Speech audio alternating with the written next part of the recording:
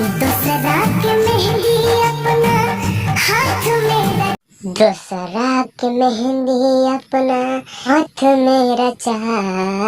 के दूसरा के मेहंदी अपना हाथ में रचा के अब भूल गइलू यार तू पियवा के पाके भूल गइलू यार तू पियवा के पाके रही नहीं पाइब हम कैसे भुलाइब हम मर जाइब सनम काके तू वादा भुला गइलू दादा हो गइलू तू बेरहम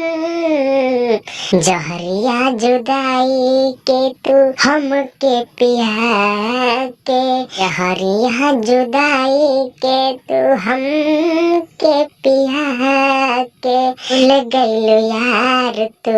पियवा के पाके भूल गइलू यार तू पियवा के पाके।